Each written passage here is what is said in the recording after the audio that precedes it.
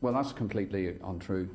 The fact is, the reason why there's no finance paper today is because the executive decided to defer it after myself and Minister McGimpsey complained of the fact that we were receiving these papers within a very short space of time before the meeting of the executive. This was a 30-page document, which was also accompanied by another 110-page document, which came in around the same time. These documents are coming between 12 and 1 o'clock on the day of the meeting.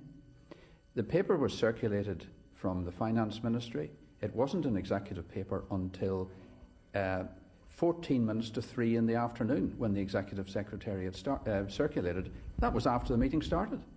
Now, I made it clear at the meeting that I couldn't express a view on the paper because I hadn't had time to consider it. I hadn't time to take advice from my department. I never asked for it to be deferred or slowed up.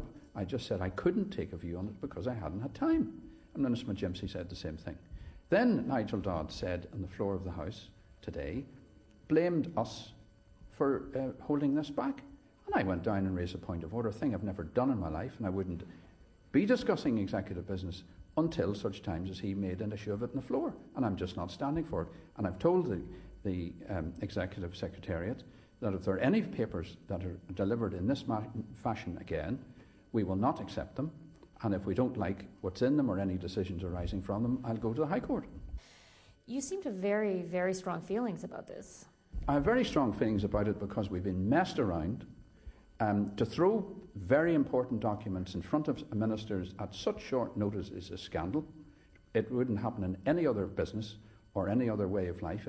Certainly, if it happened in a local council, the councillors would tear their secretariat apart. So why should it happen here?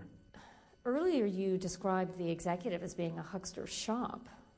Well, yes, it is, because I have to say that if the general public had full understanding and saw that their future finances, the public services and very important issues were being thrown on the table at such short notice before a meeting when all of us had been out at engagements, no time to consider them, no time to take advice from our respective departments.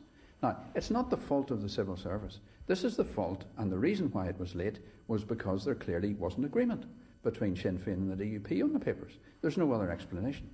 Are you telling me you're sitting down to executive meetings without knowing the agenda when you arrive? The agenda wasn't circulated until 20 minutes after the meeting was due to begin. And it didn't come through to my department until 50 minutes after the meeting began. You seem to suggest this wouldn't happen on a local council. The meeting would be declared out of order. Why is it happening at Stormont? Because they don't agree, and because they've got into the slipshod way they can throw papers in front of anybody because DUP and Sinn Féin have agreed them. They think the rest of us can just sit there and take whatever they give us. Well, I'm not taking it. Was it as bad as this in the previous administration led by David Trimble and Seamus Mallon? I mean, there were flaws in the previous administration, there's no question of doubt, but after 2 years we've had to get this ready without any interruptions.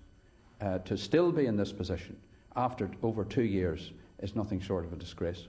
Special advisors used to meet regularly. That doesn't seem to happen anymore. It used to be the case that every fortnight the special advisors would meet to iron out any problems a week before the executive. That stopped last year when there was the 5-month strike where there was no executive meetings. It didn't resume after November, and it doesn't now happen. And it's only Sinn Féin and DUP advisors meet. SDLP and Ulster unions are not invited. You admitted yourself this morning that you were effectively breaching confidentiality by going public with these details. Are you going to be disciplined? Well, they can do whatever they like, because the Finance Minister started this by making a false allegation against me and Michael McGimpsey in the House today. He started it, and he can finish it by withdrawing his remarks.